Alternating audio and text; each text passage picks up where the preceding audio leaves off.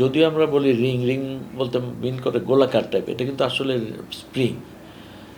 তো রিংটা একটু শ্রুতিমধুর বা একটু কী বলা যায়, ওয়েডিং রিং, বিভিন্ন রিংয়ের কথা বলি। রিংয়ের মাধ্যমে আমার মাঝে মাঝে বলি যে ডাক্তার আর পেশেন্টের মধ্যে একটা রিলেশন তৈরি হয়, যেমন স্বামী স্ত্রীর মধ্যে ওই রিংয়ের মাধ্যমে একটা তৈরি হয়, সেরকম একটা ডাক্তার পেশেন্টের মধ্যে একটা সুন্দর রিলেশন তৈরি হয় রিংয়ের মাধ্যমে। তো এই রিংটা না বলে আমরা স্প্রিং বলা উচিত, কারণ এটা জাস্ট এক্স্যাক্টলি আমরা কলমের মধ্যে যেমন স্প্রিংটা থাকে, এটা এক্স্যাক্টলি সেম দেখতে। আসলে এটা স্প্রিং একটা, কিন্তু স্প্রিংটা খুব দামি মেটালের তৈরি, এবং এটার এইরকম একটা স্প্রিং, এটা এক্সপ্যান্ড করার পরে এটা আর আগের জায়গায় ফিরে আসে না। এটা হচ্ছে স্পেশাল বৈশিষ্ট্য এরকম।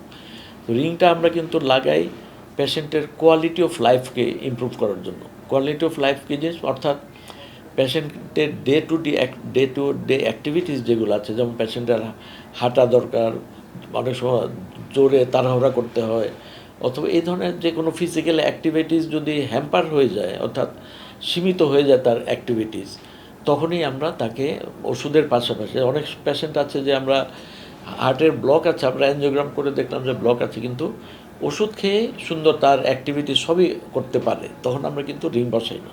এটা স্ট্যান্ডার্ড বইয়ের কথা, এটি নিয়ম আর কি। কিন্তু কাও একজন পেশেন্টের ব্লক আছে এবং ওষুধ দেওয়ার পরেও তার সিমটম ইমপ্রুভ করছে না, অর্থাৎ ওষুধ খাওয়ার পরেও দেখা যায় চলাফেরা করতে গেলে বুকে ব্যথা করে, একটু জোরে হাঁটলে ব্যথা করে, সেই ক্ষেত্রে তাকে আমরা রিং অথবা বাইপাসের কথা বলি আর কি।